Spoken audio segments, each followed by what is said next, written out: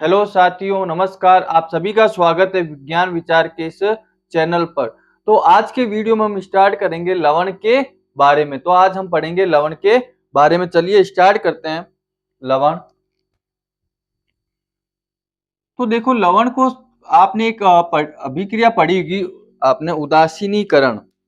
उदासीनीकरण अभिक्रिया में आपने देखा होगा, ये पढ़ा होगा आपने उदासीनीकरण। तो उदासीनीकरण में क्या होता था कि जो अम्ल है और वो क्षारक आपस में मिलकर किसका निर्माण करते थे? लवण और जल का। ये पड़ी थी। तो यहां पर भी जो हमारे लवण है, यानी कि अम्ल और क्षार परस्पर मिलकर किसका निर्माण करेंगे? लवण का निर्माण करेंगे। और यह अभिक्रिया क्या कहलाती है? उदासीनीकरण। तो लवण क्या होते हैं आपके, एक तरीके से कि अम्ल और क्षारक मिलकर आपका लवण का निर्माण करते हैं। अब देखो, यहां पर एक चीज ध्यान रखना, जितने भी लवण है वो उदासीन नहीं होते हैं। जो भी लवण है वो निर्भर करते हैं अम्ल और दुर्बल की सांद्रता पर, मतलब कि प्रबल अम्ल है या दुर्बल अम्ल है, उस पर भी निर्भर करते हैं। वो आगे हम देखेंगे अभी। लेकिन लवण क्या होता है कि देखिए, अम्ल और क्षारक परस्पर मिलकर किसका निर्माण करते हैं? आपके लवण का निर्माण करते हैं। और इस प्रक्रिया को हम क्या बोलते हैं? उदासीनीकरण। तो लवण का निर्माण कैसे हुआ? अम्ल और क्षारक मिलकर एक आपके लवण का निर्माण करते हैं। तो यहां हम लिख लेते हैं इसको कि अम्ल तथा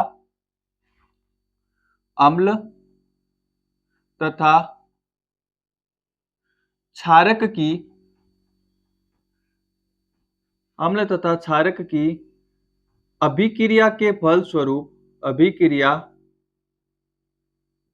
स्वरूप या परिणाम स्वरूप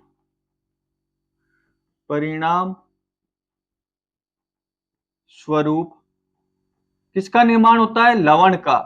जब अम्ल और क्षारक आपस में अभिक्रिया करेंगे, कौन? अम्ल और क्षारक आपस में अभिक्रिया करेंगे तो लवण का निर्माण होगा।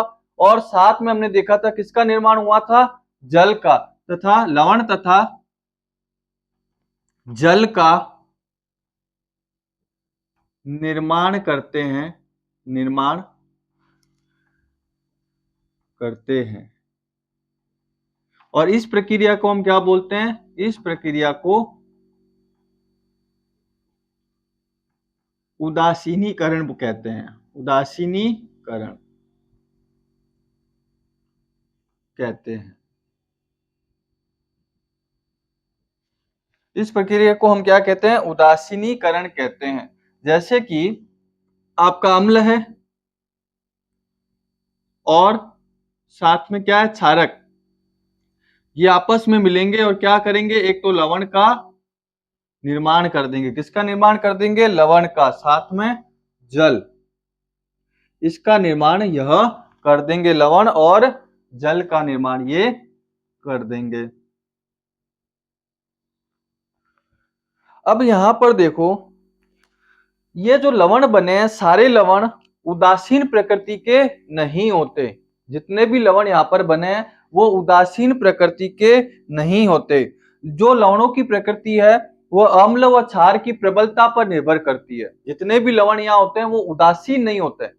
उनकी जो प्रकृति है अम्ल व क्षार की प्रबलता पर निर्भर करती है। मान लो अगर प्रबल अम्ल, आप एक मान लेते हैं प्रबल अम्ल है और एक दुर्बल क्षार है, तो ऐसा जो लवण होगा वो कैसा होगा? अम्लीय लवण। और अगर प्रबल क्षारक है और दुर्बल अम्ल है तो ऐसा लवण कैसा होगा? क्षारकीय लवण। इसीलिए हम कह सकते हैं कि यहाँ पर जितने भी लवण है वो उदासीन नहीं होते।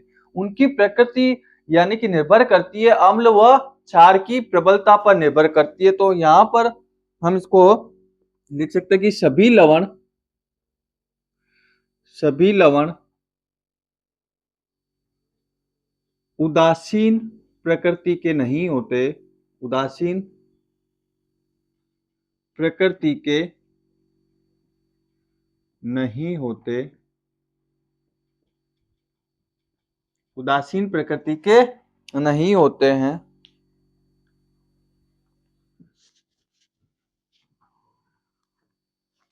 लवणों की प्रकृति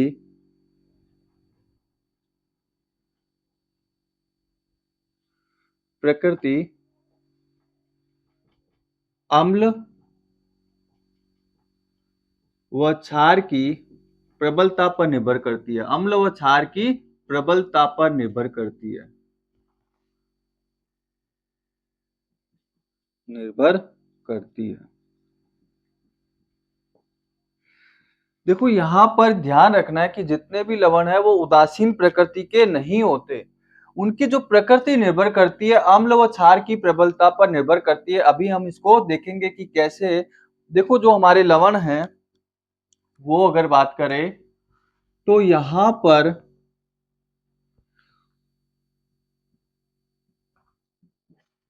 लवणों की बात करें तो एक हमारे पास होता है कैसा, उदासीन लवण।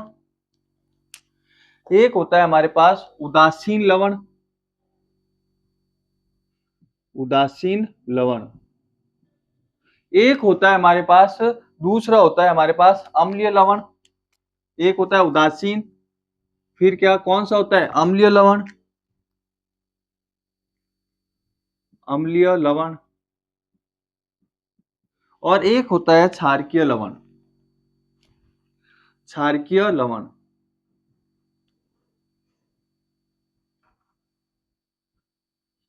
तो देखो यहां पर हम देखेंगे कि उदासीन लवण क्या होता है, क्षारकीय लवण क्या होता है और अम्लीय लवण क्या होता है, तो इसको हम समझेंगे। तो यहां पर आप देखिए जो उदासीन लवण है, अब देखो उदासीन कब होगा, यानी कि जब दोनों ही क्या हो, ताकतवर हो, यानी कि अम्ल भी ताकतवर हो और क्षारक भी क्या हो, आपके ताकतवर हो, तो दोनों एक दूसरे की शक्ति को क्या कर देंगे, न्यूट्रल कर देंगे।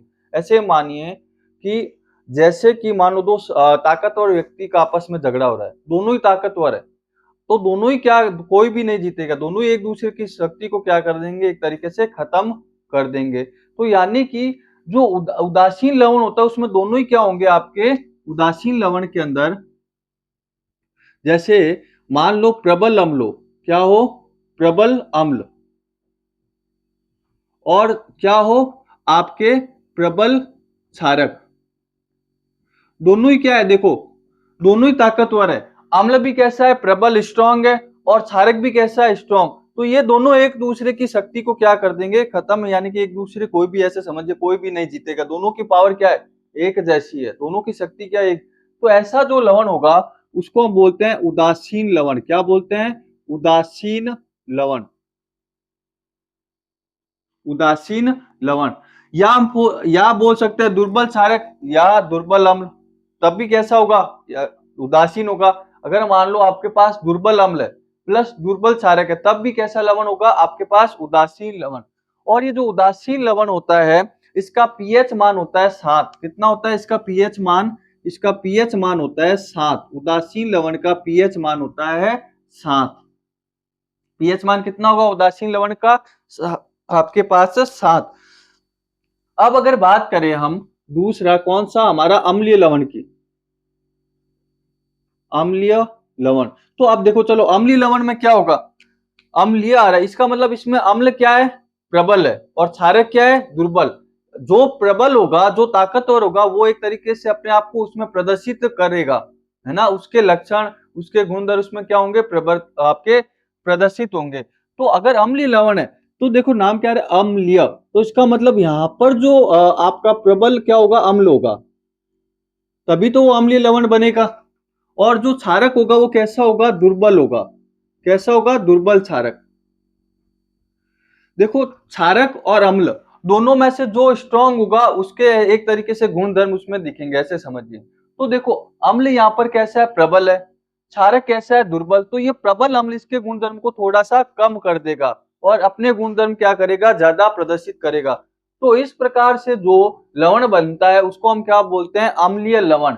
यानी कि आपसे पूछा जाए कि भाई, परिभाषा पूछी जाए पेपर में कि अम्लीय लवण किसे कहते हैं, तो आप क्या लिखोगे कि जब प्रबल अम्ल और दुर्बल अम्ल मिलकर हमारे अम्लीय लवण का निर्माण करते हैं। और इसका पीएच मान कितना होता है, देखो लवण कैसा है, अम्लीय, तो इसका अम्लीय होता है तो इसका पीएच मान कितना होगा, 7 से कम। ऐसा लवण जो होगा वो कैसा होगा, अम्लीय लवण होगा, अम्लीय लवण। ठीक है। अगर मान लो अब उल्टा कर दे, अब हमारे पास जो क्षारक है वो तो कैसा आ जाए, प्रबल, और अम्ल कैसा आ जाए, दुर्बल, तो कैसा लवण बन जाएगा, क्षारकीय लवण। यानी कि अगर अब हमारे पास अम्ल कैसा है, दुर्बल, दुर्बल अम्ल, और क्षारक कैसा आपके पास, प्रबल क्षारक है। तो देखो इसमें ताकतवर कौन है, स्ट्रॉन्ग कौन है, क्षारक है। तो इसका मतलब ऐसा जो लवण होगा वो कैसा होगा, क्षारकीय लवण। ऐसा जो लवण होगा वो कैसा होगा, आपका क्षारकीय लवण। तो देखो क्षारकीय लवण में और अम्लीय लवण में क्या होता है, देखो कि अम्लीय लवण में आपका जो अम्ल होगा वो प्रबल होगा और क्षार क्या होगा, दुर्बल। और क्षारकीय लवण में जो अम्ल होगा वो दुर्बल होगा और क्षारक होगा वो प्रबल होगा। तो देखो जो प्रबल है उसी के गुणधर्म, तो यानी कि इसका मतलब यह कैसा लवण हो गया, क्षारकीय लवण। कैसा हो गया, क्षारकीय लवण। ये हो गया हमारा क्षारकीय लवण। तो यहां पर अब हम एक चीज और देखते हैं, इनका पीएच मान, कि अम्लीय लवण का पीएच मान कितना होता है। देखो हमें पता है अम्ल का पीएच मान कितना होता है, 7 से कम। तो इसका भी पीएच मान, अम्लीय लवण का भी पीएच मान कितना हो जाएगा, 7 से कम, 7 से कम हो जाएगा। और क्षार के लवण का पीएच मान क्या हो जाएगा, 7 से ज्यादा, क्योंकि हमने पढ़ा था कि क्षार का क्या होता है, पीएच मान 7 से ज्यादा। तो इसका मतलब यहां पर अगर हम देखें तो आपके उदासीन लवण है, उदासीन लवण का पीएच मान कितना हो रहा है, 7। और अम्लीय लवण का पीएच मान कितना होता है, 7 से कम। और क्षारकीय लवण का पीएच मान कितना होता है, 7 से ज्यादा होता है यहाँ पर।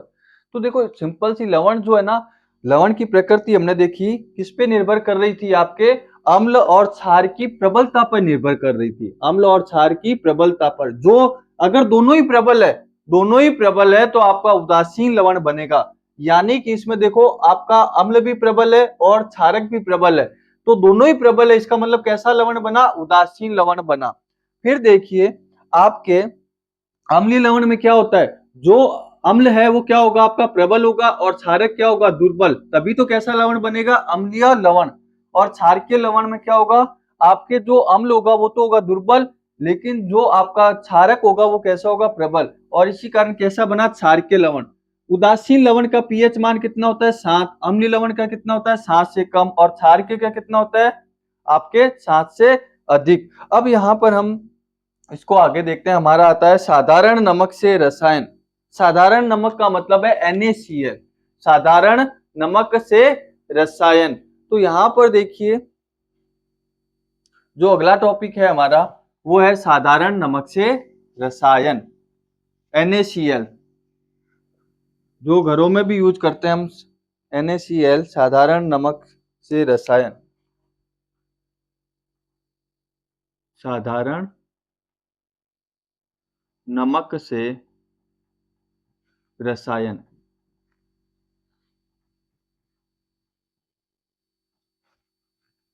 यानी कि NaCl, सोडियम क्लोराइड, इसकी बात कर रहा है। साधारण नमक मतलब NaCl, सोडियम क्लोराइड। तो देखो ये सबसे पहले मिलता कैसे है, कि आपके जो समुद्र का जल होता है उसमें बहुत से लवण होते हैं, उन लवण में से एक NaCl को पृथक कर लिया जाता है। यानी कि समुद्र का जो जल होता है वहां पर बहुत से, उसके जल में बहुत से लवण होते हैं, उन लवण में से एक NaCl को पृथक कर लिया जाता है। या देखो कैसे बनाया जाता है, कि छोटी छोटी क्यारियां बना दी जाती है और उसमें पानी भर दिया जाता है, समुद्र वाला या लवण वाला।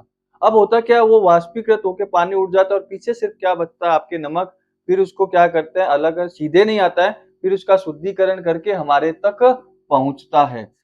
फिर तो देखो क्या होता है कि समुद्री जल में कई प्रकार के लवण घुले होते हैं, कि जो हमारा साधारण नमक है, यानी कि कैसे मिलेगा उसको हम देखते हैं, कि हमारे समुद्र का जो जल है उसमें कई कई प्रकार के लवण घुले होते हैं। समुद्री जल में, समुद्री जल में कई प्रकार के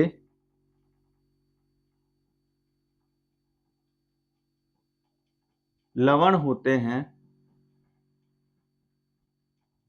कई प्रकार के लवण होते हैं। ठीक है ना, क्या करते हैं फिर इन लवणों से, इस लवणों से सोडियम क्लोराइड को अलग पृथक कर लिया जाता है या अलग कर लिया जाता है। सोडियम क्लोराइड को पृथक कर लिया जाता है।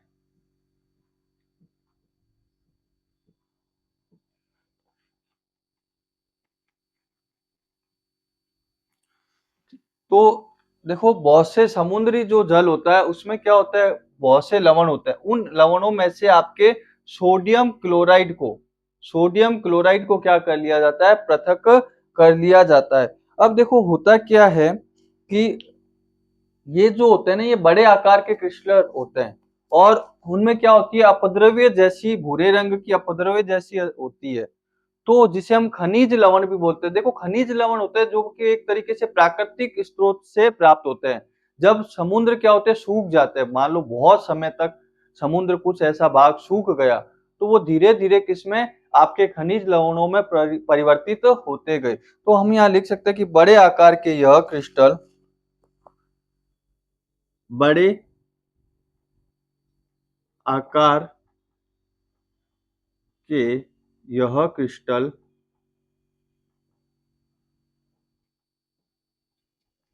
प्राय किसमें होते हैं, देखो अब जो खनिज लवण की बात कर रहे हैं कि ये जो बड़े बड़े क्रिस्टल आपको मिलेंगे, देखो जो भी चाहे साधारण नमक हो उसमें भी क्रिस्टल ही मिलते हैं एक तरीके से, और यहाँ पर देखो बड़े बड़े क्रिस्टल प्राप्त होंगे। अब ये जो क्रिस्टल होते हैं वो अपद्रव्य के कारण कैसे रंग के हो जाते हैं, भूरे रंग। अपद्रव्य मतलब एक तरीके से अशुद्धि के कारण वो भूरे रंग के होते हैं। अपद्रव्य के कारण, अपद्रव्य के कारण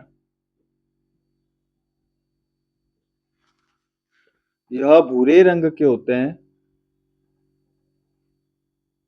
रंग के होते हैं, है ना। कैसे रंग के होते हैं, भूरे रंग के होते हैं। और इसे हम क्या बोलते हैं, खनिज लवण कहते हैं। इसे खनिज लवण कहते हैं। इसे खनिज लवण कहते हैं। खनिज लवण कहते हैं।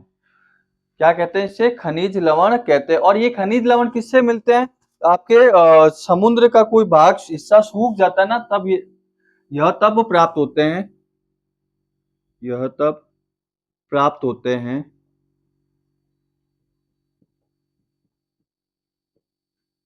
जब समुद्र का कोई हिस्सा सूख जाता है। समुद्र का कोई हिस्सा सूख जाता है। एक टाइम में लंबे समय से क्या होता है, बहुत प्राचीन समय से जब वो कोई समुद्र है, वो प्राचीन समुद्र, तो उसका एक भाग या कोई हिस्सा सूख जाता है। उस हिस्से से हमें क्या मिलता है, खनिज लवण प्राप्त होता है। कोई हिस्सा सूख गया हो, समुद्र का कोई हिस्सा सूख गया हो, तब हमें, देखो सबसे पहले साधारण नमक को किससे प्राप्त करेंगे, समुद्र के ही जल में जो लवण होते हैं उन लवणों में से उसको पृथक करके हम साधारण नमक प्राप्त करते हैं। अब होता क्या है, ये बड़े बड़े क्रिस्टल में भी कुछ मिलते हैं। अब ये इन क्रिस्टल पर क्या होती है, अपद्रव्य होती है, अशुद्धि होती है, जिसके कारण इसका जो रंग होता है वो भूरे रंग का हो जाता है। अब ये मिलेंगे कैसे आपको खनिज लवण, ये खनिज लवण मिलेंगे जब एक प्राचीन समय या लगातार, या कोई अपन ऐसे बोल सकते हैं कि आपके बहुत समय तक ये कोई लंबे टाइम तक रहेगा, तो इसका समुद्र का एक हिस्सा क्या होता है, सूख जाता है। उसी से हमें क्या मिलता है, खनिज लवण प्राप्त होते हैं। जैसे कि हमने गांधी जी की जो दांडी यात्रा देखी थी, वो भी नमक के ही लिए थी दांडी यात्रा। तो वो भी किसके लिए थी, आपके नमक के लिए ही थी। अब हम पढ़ेंगे कि जो हमारे ये साधारण नमक होता है, इस साधारण नमक का हमारे दैनिक जीवन में क्या उपयोग है, इन साधारण या इसके उपयोग से क्या क्या बनाया जा सकता है, इस साधारण नमक के उपयोग से, तो इसको हम देखते हैं।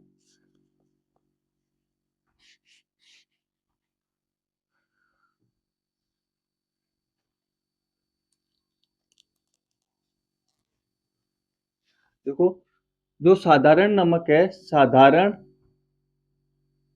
नमक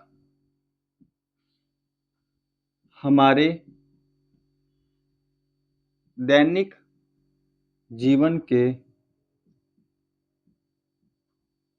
दैनिक जीवन के उपयोग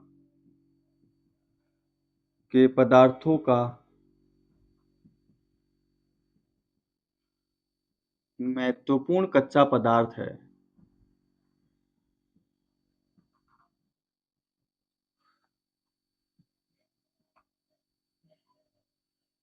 देखो ये जो हमारा साधारण नमक है, हमारे दैनिक जीवन में जो भी जो भी उपयोगी पदार्थ है उनके लिए कच्चा पदार्थ है NaCl। उसी के उपयोग से हम कुछ चीजों को बनाया जाता है, जो यहाँ हम देखेंगे कि किसके लिए। तो सबसे पहले किनके लिए, देखो यहाँ साधारण नमक का उपयोग करके NaCl का उपयोग करके हम क्या क्या बना सकते हैं। तो सबसे पहले सोडियम हाइड्रोक्साइड।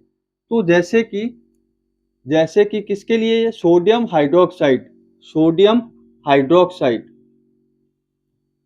Sodium hydroxide. हमारा जो ये नमक है साधारण, हमारे दैनिक जीवन में जो भी उपयोग आते हैं उनके लिए एक महत्वपूर्ण कच्चा पदार्थ है। कैसा पदार्थ है, कच्चा पदार्थ है। कौन, ये NaCl, जिसमें कि सोडियम हाइड्रोक्साइड देखेंगे इसी से बनता है। सोडियम हाइड्रोक्साइड हो गया, फिर आपके क्या हो गया, विरंजक चूर्ण हो गया। कौन सा, विरंजक चूर्ण। फिर क्या हो गया, बेकिंग सोडा। विरंजक चूर्ण के बाद क्या आता है, बेकिंग सोडा है। और आपके वॉशिंग सोडा भी है या धोने का सोडा। तो बेकिंग सोडे का भी निर्माण होता है, बेकिंग सोडा। और वॉशिंग सोडा, वॉशिंग सोडा यानी कि धोने का soda.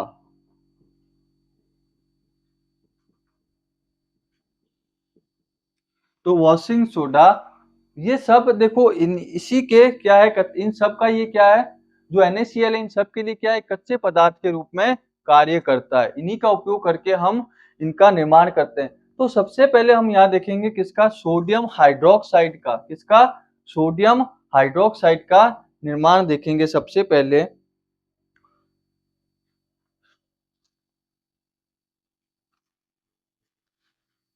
Sodium hydroxide,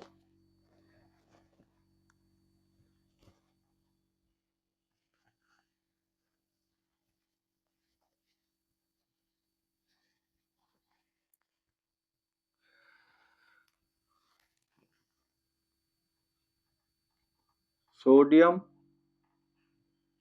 hydroxide.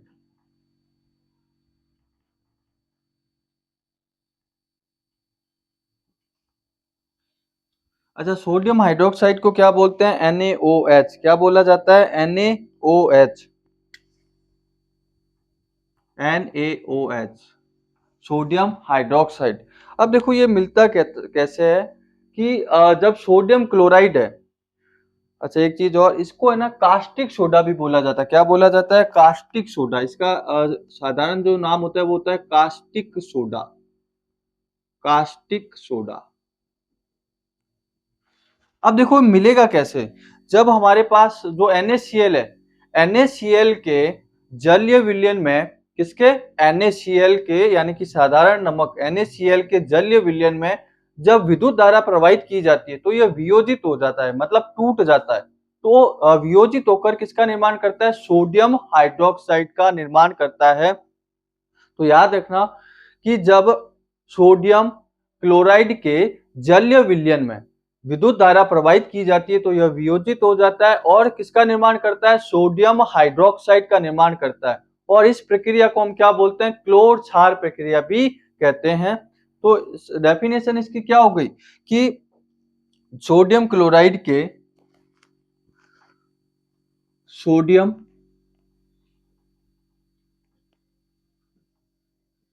Chloride के जलीय विलयन में, जलीय विलयन में विद्युत धारा प्रवाहित करवाने पर या विद्युत प्रवाहित करवाने पर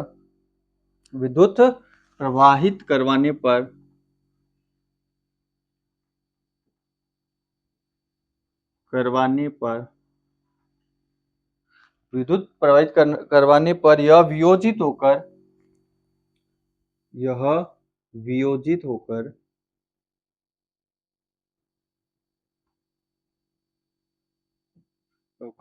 सोडियम हाइड्रोक्साइड यानी कि NaOH, सोडियम हाइड्रोक्साइड हाइड्रोक्साइड का निर्माण करता है। हाइड्रोक्साइड का निर्माण होता है, करता है और इस प्रक्रिया को और इस प्रक्रिया को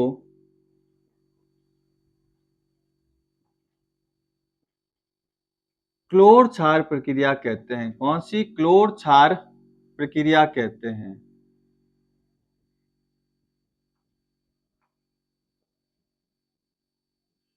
इस प्रक्रिया को क्या कहते हैं? क्लोर क्षार प्रक्रिया कहते हैं। आपको देखो सिंपल सा ध्यान में रखना है कि सोडियम हाइड्रोक्साइड का निर्माण कैसे होता है। NaCl है, NaCl का जलीय विलयन क्या है? NaCl का जलीय विलयन। उसके जलीय विलयन में हम जैसे ही विद्युत धारा प्रवाहित करवाएंगे तो यह सोडियम हाइड्रोक्साइड का निर्माण करेगा और इस प्रक्रिया को हम क्या बोलते हैं? क्लोर क्षार प्रक्रिया कहते हैं। क्यों? क्योंकि यहाँ पर जो एक तो जब हम देखेंगे अभी उदाहरण में, तो जब निर्माण होगा तो क्लोरीन को क्या बोला जाता है? क्लोर। और ये सोडियम हाइड्रोक्साइड क्या होता है? वैसे ही क्षार। तो इस प्रक्रिया, क्योंकि देखो इस प्रक्रिया में क्या होता है, इसको क्लोर क्षार प्रक्रिया क्यों कहते हैं? देखिए, क्योंकि क्योंकि इस प्रक्रिया में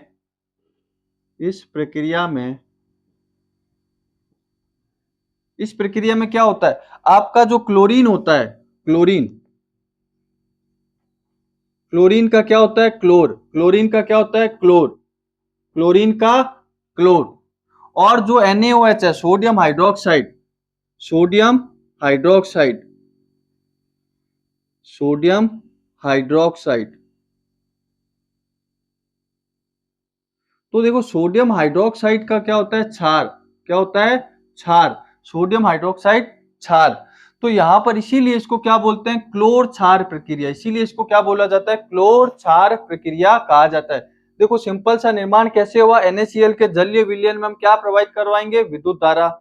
जैसे ही विद्युत धारा प्रवाहित करवाएंगे तो हमारे पास ये वियोजित होकर किसमें बदल जाएगा? सोडियम हाइड्रोक्साइड में बदल जाएगा। और इस प्रक्रिया को हम क्या बोलते हैं? क्लोर क्षार प्रक्रिया कहते हैं। पेपर में बहुत पूछा जाता है क्लोर क्षार प्रक्रिया किसे कहते हैं, तो आपको पूरा ये लिखना होगा। इसको क्लोर क्षार क्यों कहते हैं? क्योंकि यहाँ पर जो क्लोरीन निकलेगी उसका क्या होता है? क्लोर। और जो सोडियम हाइड्रोक्साइड बनता है वो क्या होता है? क्षार। इसीलिए इस प्रक्रिया को हम क्या बोलते हैं? क्लोर क्षार प्रक्रिया कहते हैं। क्या कहते हैं? क्लोर क्षार प्रक्रिया कहते हैं। जैसे कि उदाहरण देखिए, हमारे पास क्या दे रखा है? NaCl plus H2O। ये क्या है हमारे पास? NaCl। ये कैसा है? जलीय विलयन। प्लस क्या है? H2O। ये क्या है? जैसे ही हम इसका, ये क्या है? NaCl का जलीय विलयन। जैसे ही हम इसके अंदर विद्युत धारा प्रवाहित करवाएंगे तो हमारे पास एक तो क्या बनेगा? NaOH। क्या बनेगा? NaOH। NaOH क्या होता है हमारा? सोडियम हाइड्रोक्साइड बन गया। इसके साथ में क्या बनेगी? Chlorine gas Cl2 gas. और साथ में क्या बनेगी? H2 gas. साथ में क्या बनेगी? H2 gas. देखो क्या इसके जलीय विलयन में जैसे ही हमने प्रवाहित करवाया तो हमारे पास क्या बना? एक तो यहाँ तो समीकरण क्या हो जाएगी? बैलेंस। देखो इसके जलीय विलयन में जैसे ही विद्युत धारा प्रवाहित करवाई तो हमारे पास मिला एक तो NaOH। क्या बना? Sodium hydroxide.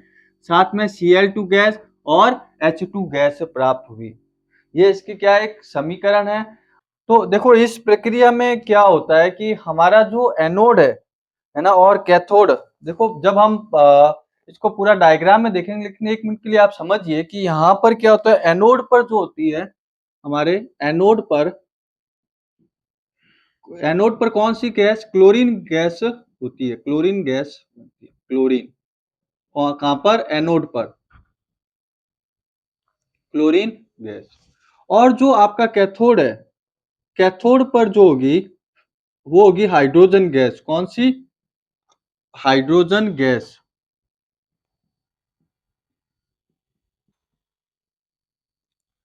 इस प्रक्रिया में जब पूरी होगी तो देखो आपके एक तो एनोड और कैथोड, तो एनोड पर जो बने को वो कौन सी होगी? Chlorine gas. और कैथोड पर जो होगी वो कौन सी होगी?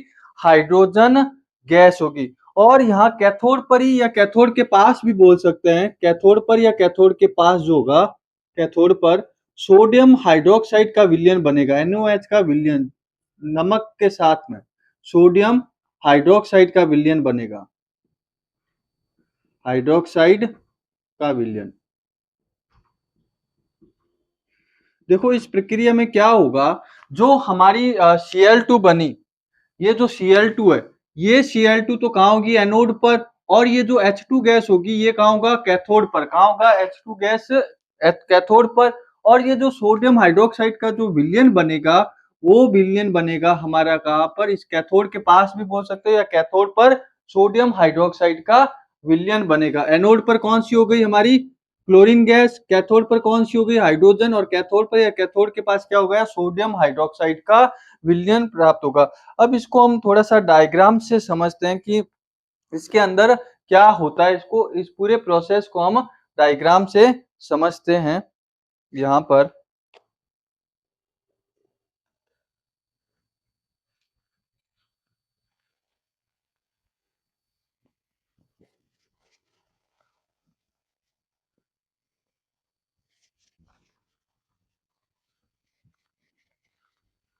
तो देखो यहाँ डायग्राम हमारे पास जो दे रखा है बुक में, वो क्या दे रखा है, एक आपके पास पात्र है, ये इस तरीके से एक पात्र दे रखा है, ऐसा ये पात्र है।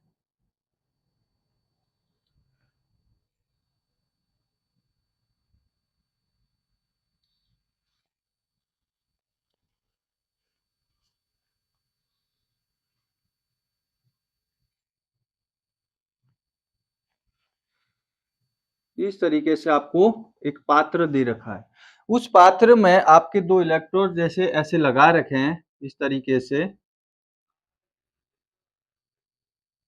इस तरीके से आपको दे रखा है। और यहाँ पर इसको किससे कनेक्ट कर रखा है, बैटरी से कनेक्ट कर रखा है, किससे, बैटरी से कनेक्ट कर रखा है। ये आपका प्लस और ये आपका माइनस।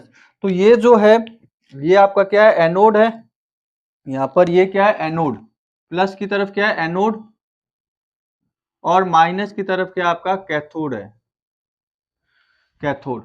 अब यहाँ पर जो दे रखा है इस तरफ, वो है आपका नमक का घोल, किसका है, NaCl, मतलब नमक का घोल। और इसमें पूरा आपको इस तरीके से भर रखा है, ये पूरा पात्र आपका,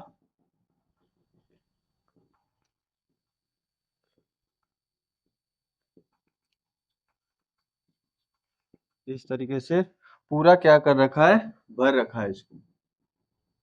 अब देखो होगा क्या यहाँ पर, आपके एक तो बने, देखो ये क्या है, प्लस, और ये क्या है, माइनस। तो देखो एक तो NaCl है, तो NaCl जब टूटेगा, NaCl टूटेगा तो वो किस में टूटेगा, एक तो Na प्लस और Cl माइनस में तो टूटेगा, Na प्लस और Cl माइनस में। तो और एक साथ में H2O भी टूटेगा, तो किस में टूटेगा, OH minus plus H plus में टूटेगा, OH माइनस और H प्लस में। अब आप देखो ये प्लस है, तो प्लस की तरफ कौन से आएंगे आपके, जो माइनस वाले, एक तो Cl माइनस और एक आपका OH माइनस, तो ये किस तरफ आएंगे आपके, इस तरफ, यहाँ एनोड की तरफ ये आएंगे। अब अगर कैथोड की तरफ जाएंगे, कैथोड क्या है, ये वाला जो एनोड है वो कैसा है, माइनस का है, तो माइनस की तरफ कौन आएंगे, प्लस वाले, तो यहाँ आएंगे Na प्लस और आपका H प्लस, इस तरफ आना स्टार्ट हो जाएंगे, ये टूटेंगे। अब यहाँ पर देखो क्या होगा, यहाँ पर जो हमारे एनोड है, एनोड के पास आपकी कौन सी गैस निकलेगी, Cl2, यहाँ से कौन सी गैस निकलेगी, Cl2, यहाँ जो गैस निकलेगी वो होगी Cl2, और यहाँ जो गैस निकलेगी वो कौन सी होगी, H2 गैस, कैथोड पर। अभी हमने लिखा था कि एनोड के पास कौन सी, Cl2, और कैथोड पर H2, और यहाँ कैथोड के पास, इसी के पास या कैथोड पर हम बोल सकते हैं NaOH का विलयन, यहाँ क्या होगा, NaOH का विलयन, NaOH का विलयन होगा। अब यहाँ पर देखिए कि जो हमारे इस प्रक्रिया में उत्पाद बने, कौन कौन से उत्पाद बने आपके इस प्रक्रिया में, एक तो बना है हमारा इस प्रक्रिया में Cl2, एक तो ये बना है उत्पाद, एक ये बना है, और ये बना। इस पूरे प्रोसेस को हम बोलते हैं क्लोर क्षार प्रक्रिया। क्या बोलते हैं? क्लोर क्षार प्रक्रिया। देखो यहाँ पर एक पात्र है, उस पात्र के अंदर नमक का घोल है और पानी है साथ में, और साथ में आपको देखो क्या लगा रहा है, एनोड और कैथोड, जो कि किससे कनेक्ट है? बैटरी से। जब इसमें घोल, ये जो नमक का घोल NaCl, ये टूटेगा किसमें? Na प्लस Cl माइनस में, H2 टूटेगा H प्लस OH माइनस में। जो हमारा एनोड है, तो ये पूरा प्रोसेस होगा तो हमारे एनोड के पास Cl2 गैस निकलेगी और कैथोड के पास H2 गैस निकलेगी, और यहाँ से NOH का विलयन आपका पास होगा। कौन सा विलयन? NaOH का। अब देखो इन जो भी इस प्रक्रिया में उत्पाद बने, हमारे क्लोर क्षार प्रक्रिया में जो भी उत्पाद बने हैं, इनका उपयोग अलग अलग, जैसे Cl2 का उपयोग किसमें होता है, H2 का उपयोग किसमें होता है, NaOH का उपयोग किसमें होता है। आप ये देखेंगे कि आपसे पेपर में पूछा भी जाता है कि क्लोर क्षार प्रक्रिया में बने उत्पादों के उपयोग बताइए, या क्लोर क्षार प्रक्रिया में बने Cl2 का उपयोग कहाँ होता है, या आपसे पूछा जा सकता है क्लोर क्षार प्रक्रिया में बना H2 का उपयोग कहाँ होता है। तो क्लोर क्षार प्रक्रिया से बने, अब यहाँ लिख सकते हैं कि क्लोर क्षार प्रक्रिया से बने उत्पादों का उपयोग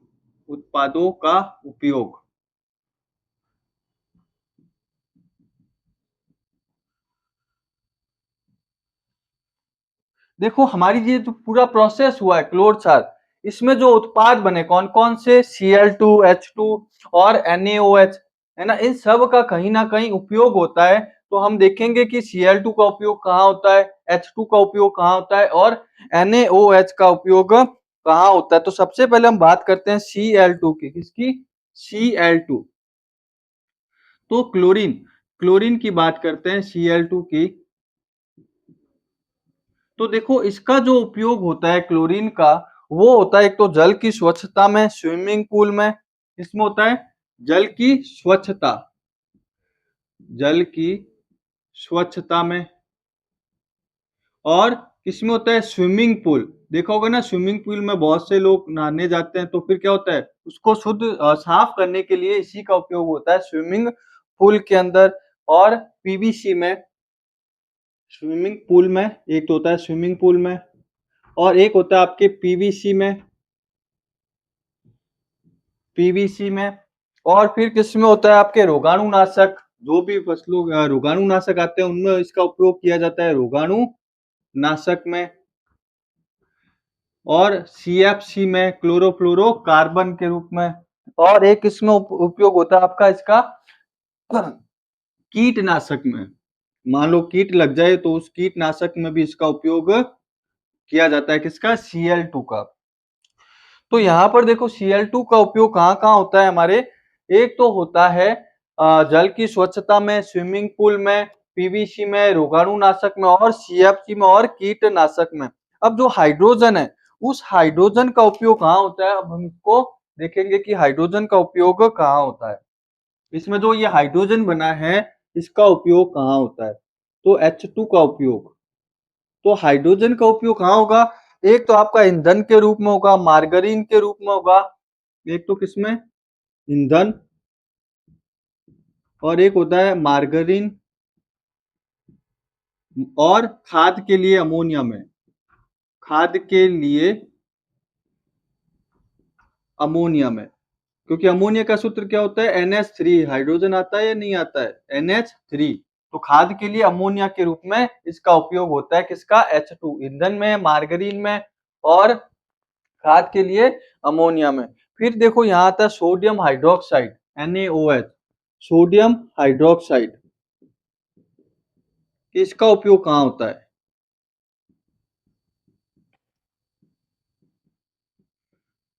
तो NaOH। तो इसका जो उपयोग होता है हमारा सोडियम हाइड्रोक्साइड का, एक तो आपको पता होना चाहिए किसमें, साबुन और अपमार्जक के रूप में, या धातुओं से ग्रीज हटाने में। एक तो उपयोग होता है हमारा इसका किसमें? धातुओं से ग्रीज हटाने में, ग्रीज हटाने में। और किसमें होता है? साबुन और अपमार्जक के रूप में भी इसका उपयोग किया जाता है। किसमें? साबुन तथा अपमार्जक में। साबुन तथा अपमार्जक में।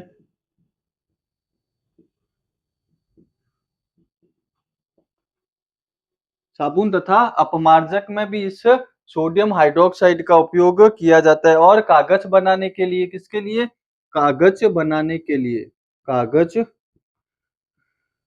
बनाने के लिए।